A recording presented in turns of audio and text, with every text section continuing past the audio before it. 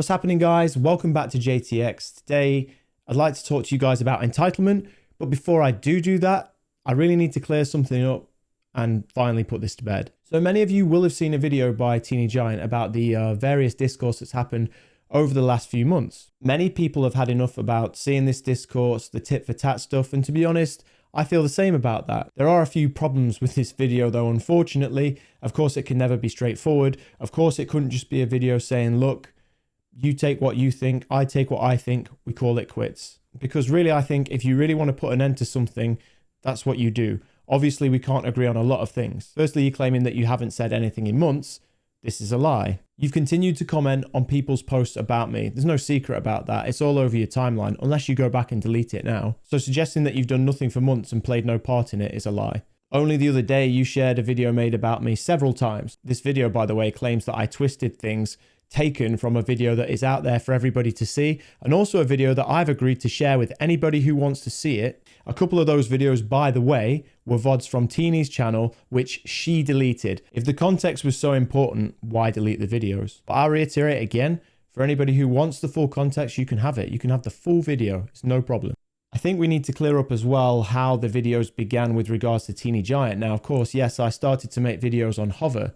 The reason that names came into play was because I mentioned Game Pass Dad, because he's been rude to me on Twitter when asking questions and throwing graphs and stats at me.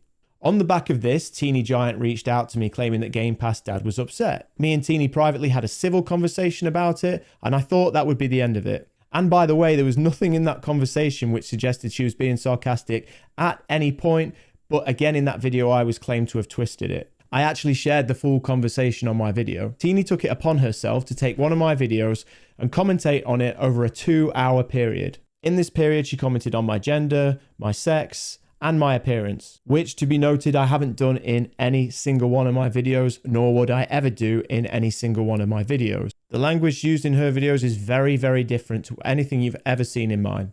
So then I reply to this video, and then she goes on her stream again and talks about me, even writes a song about me, which, for the sake of her embarrassment, I never shared with anybody. So let's get the timeline straight. I spoke to you privately, we left it fine. You made a 2-hour segment on me. I made a reply video. You made a short segment about me on Twitch, including a song, and claimed that I was harassing you. At this point, I've replied once, on one video. You claimed I was harassing you by replying to a video you made when I had not talked about you whatsoever. And since then, you have continued to talk about me. You've continued to share things about me. So proclaiming that you've had nothing to do with anything for months is a lie. And throughout that time, you've proclaimed to be some sort of victim of mine.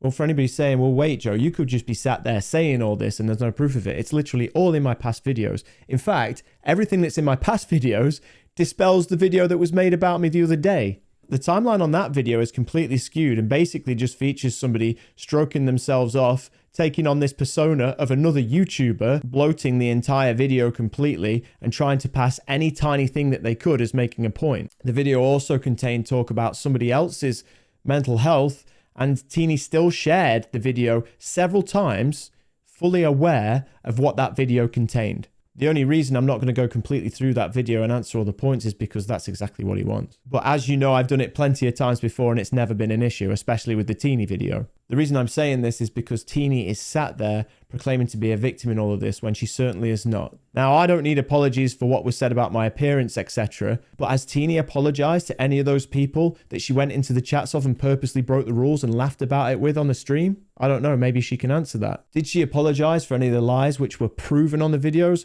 Not evidence-based, lies, facts. Did she apologize for any of those? Now, I'm not claiming I'm the victim of this, but what I am saying is that there are many people who have been the victim of her behaviors, and that she started all of this discourse with a 2-hour-long video and then continued to talk about me ever since. I'd said many times in the video I didn't want to have to keep going back into this, but then she kept talking about me. And if you're going to play a victim and suggested I'm lying when I'm not, then of course I'm going to have something to say about that. And of course I have a right to reply. It isn't harassment if you keep talking about me. So why don't you just say, it's done. All your video had to say was, it's done. And that could have been the end of it. But no, you had to play the victim. And then what I've noticed over the last few weeks is that there's a lot of people saying, I'm sick of hearing this drama. I'm sick of that drama. But Twitter gives them all the tools to deal with that if they don't want to see it. If you don't like hearing things from me, You can block me, you can mute me. It's not an issue. But what's interesting is a lot of these people who claim they're sick of hearing about it have involved themselves regularly in the past. Not by my doing, or even somebody on the other side of the fence. People are literally subtweeting people out there, suggesting that they shouldn't be engaged in any of this, whilst literally getting actively engaged in it. What makes you think that you have the right to say something publicly and openly and share your opinion,